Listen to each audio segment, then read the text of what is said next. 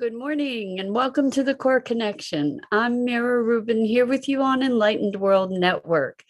And today's topic is allowance. Again, we're doing some wordplay here, but we talk a lot about allowing, and it brought up the notion of allowance as, you know, the kids get an allowance or we get an allowance. And what does that mean? And how does that word apply in these different contexts? So before we get started, let's take a minute or two to get present. Let's take a deep breath in through your nose and hold it. And imagine clean, crisp oxygen flooding into your lungs, flowing into your bloodstream, nourishing all your cells and your organs, and bringing vital life energy to your body and being. And as you exhale, exhale any tension, stress, negativity, fatigue. And now let's take another deep breath in through your nose and hold it. This time, imagine brilliant, bright light lighting you up from the inside out, illuminating, electrifying, and energizing all your cells, all your molecules, your electrons, bringing light into your body so that you create a beam of brilliant illumination out from your heart into the world. And as you exhale, exhale any remaining tension, stress, negativity, fatigue. And now let's just gently press our palms together and very softly rub your fingers against your palms, feeling the tickling, the tingling, the sensation, and allow that wonderful sensation to bring you present right here, right now, into this remarkable physical form that enables you to experience life. Welcome, welcome, welcome. Good morning, Rosalind. So good to have you here with us this morning. It's great to be here with you. And Rosalind says, the yoga of allowing, different from waiting. Indeed, it is. Allowing is different from waiting. And there's an expansiveness to allowing. Where we make space for what is unfolding. And when we think about allowance in that context, it's expansive, it's unbounded. And I want to contrast that a little to the notion of an allowance that we get paid, where there's a bounded amount of money, for instance, or maybe of products. Maybe there's a food allowance on a diet, right? There's a food allowance for different foods, a calorie allowance, for example. Maybe in times when things are being somewhat rationed, there's a one to a customer kind of thing. Or back from when we were experiencing gas shortages, you could only fill up a certain amount of gallons kind of thing. So it's interesting to me that we think about the word allowance as a bounded thing. When we think about it as a noun, we think about it as a bounded thing. And when we think about it as a verb, well, it's not really a verb when we think about the verb allow, but when we think about allowance in terms of our ability to allow, it's an unbounded thing. It's an expansive thing. And so I'm fascinated by our language, English, at least, in the what seems like a multitude of contradictions or opposite meanings in the same word. And allowing has become a very talking about the art of allowing it has become a very popular kind of conversation. What does allowing really mean? It means giving permission, granting permission, giving consent, according to the dictionary.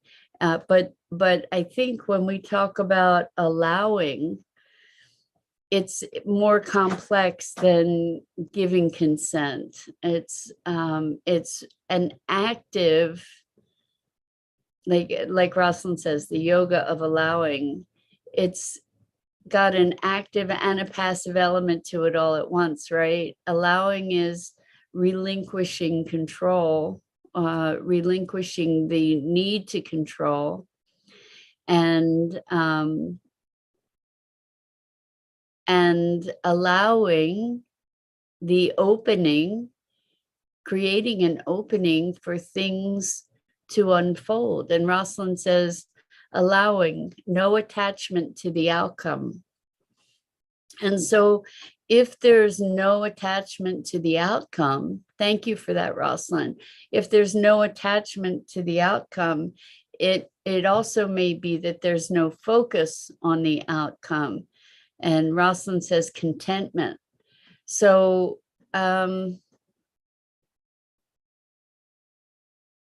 it is a state of beingness, I think. And it may be that it's contentment, but it is a state of openness, maybe of gentle anticipation, maybe not even any anticipation. It's really being more in presence, right? To be allowing the moments to unfold as they do. And I'm wondering, it feels like it's also a suspension of judgment, right? And it's a non-resistance. So maybe are those the two sides of allowing, the allowing versus non-resistance, or versus resistance. So resistance lives on all kinds of levels, right? We can be resisting circumstances as they are because we're holding a vision of how we prefer it to be, and that's a tricky dynamic, because we know that holding the experience of the vision that we're intending helps to bring that into manifestation. I guess the key question there is, how do we do that in such a way that we're not resisting what is? There are so many of these edges that we get to explore. It's interesting because in permaculture they say that the edges are where life resides. That's where the dynamics are. The edges are where evolution takes place, where there are seeds for possibility, these transition places. And as we talk about allowance, what does that feel like, to be allowing? As I feel into my body, when I think of allowing, what I notice is a relaxation. What I notice is an opening of the heart. What I notice is an ease, which goes to what you were saying, Rosalind, about contentment, perhaps. But there is a peacefulness in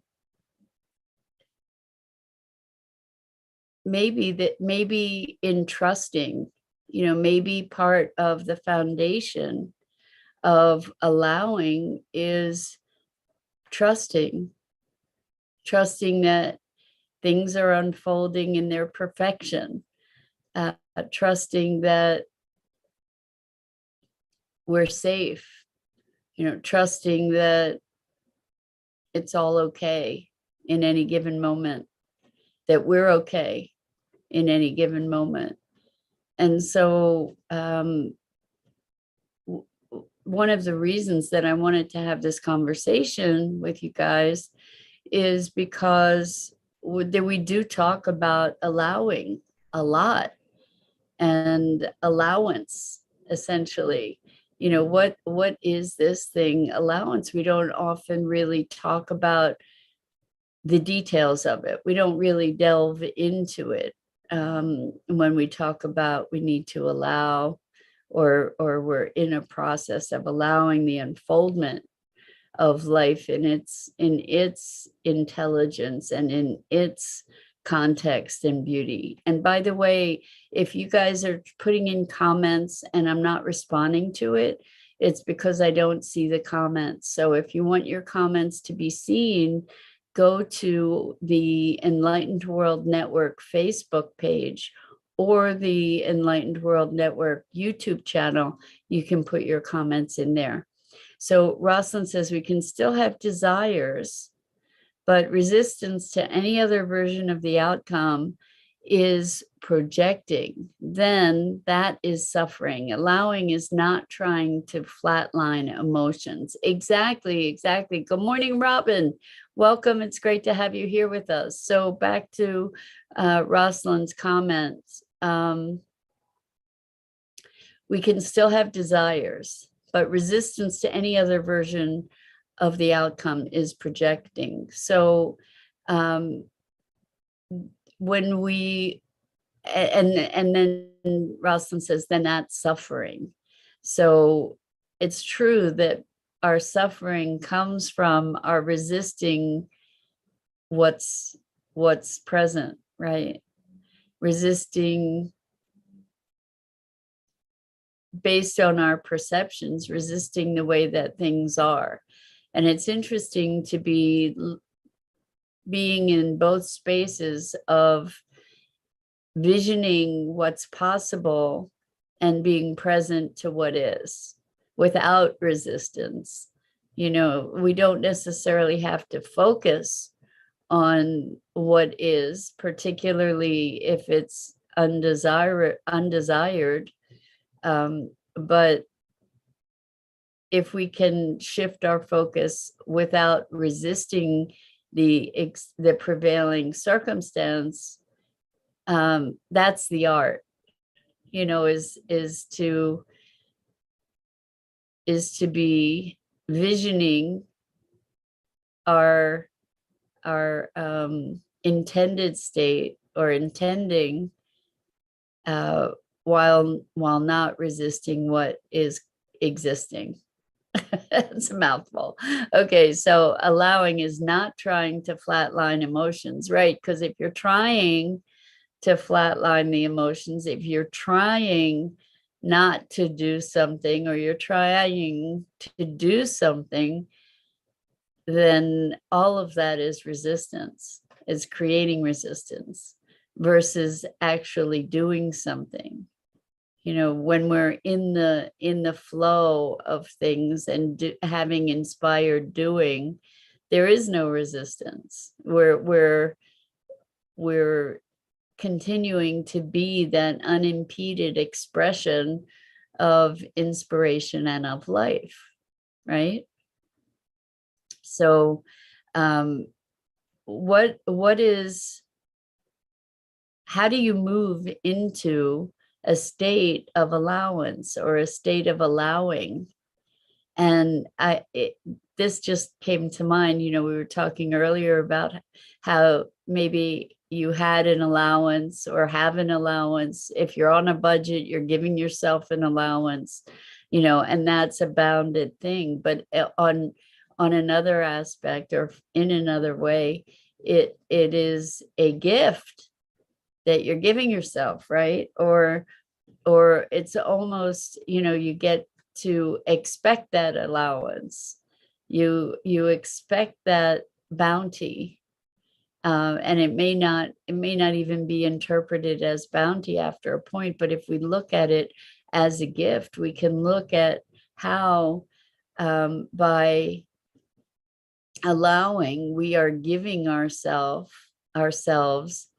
an unbounded allowance, an unbounded gift of connecting beyond ourselves, of flowing with life, of being able to receive life's gifts, its bounty.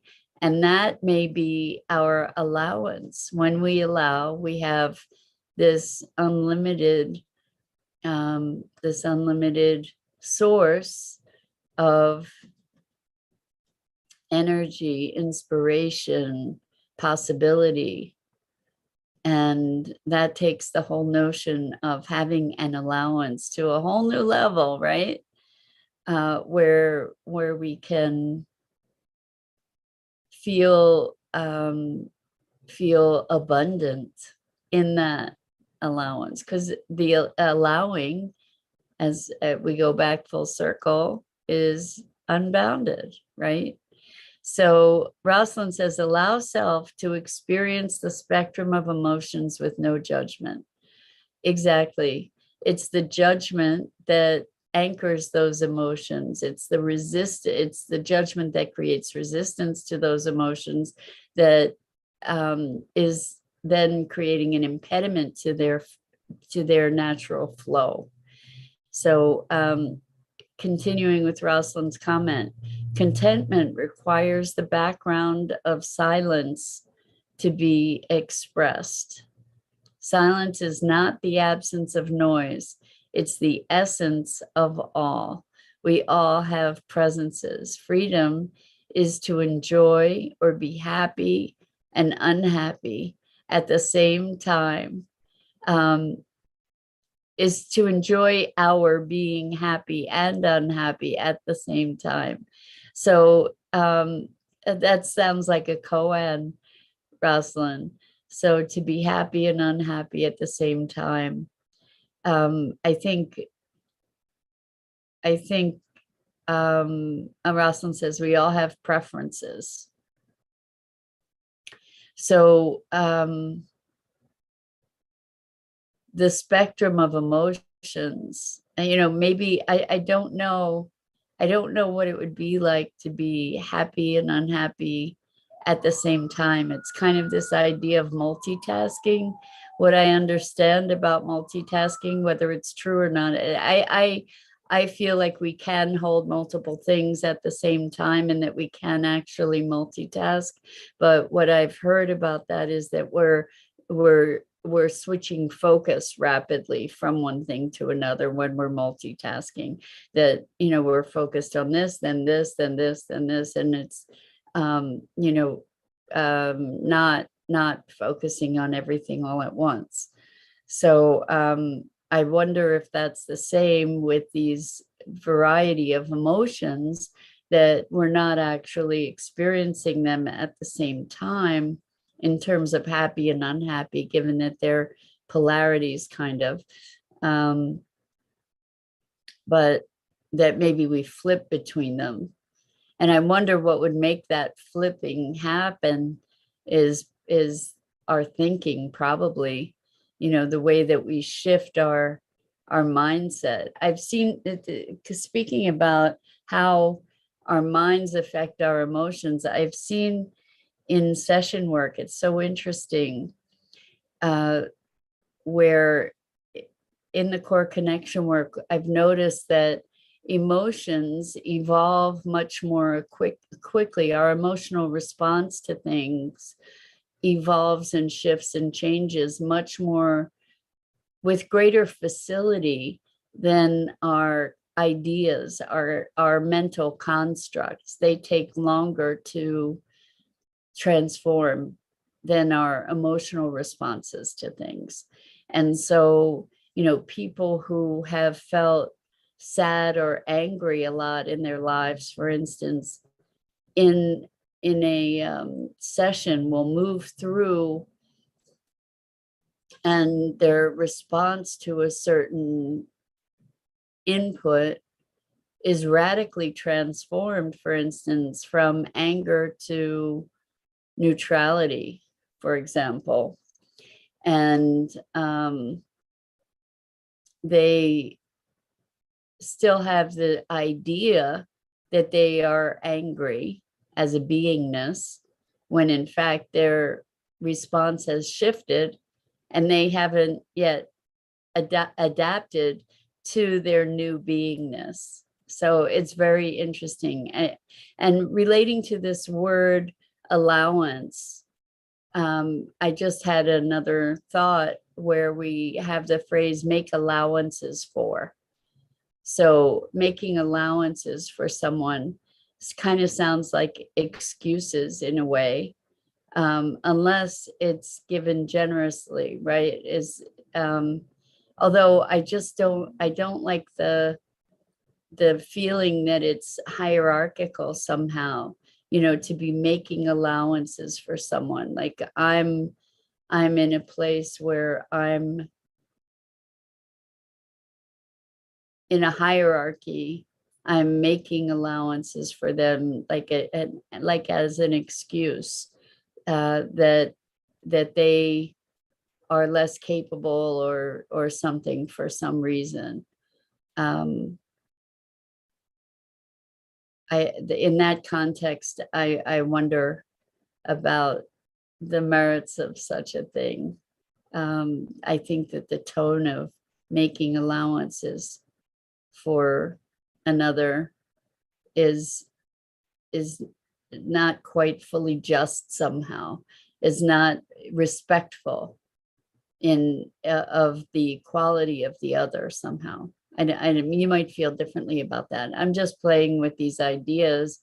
And I love that we have this forum to play with these things together, because it really, truly, allowing has become so much a part of our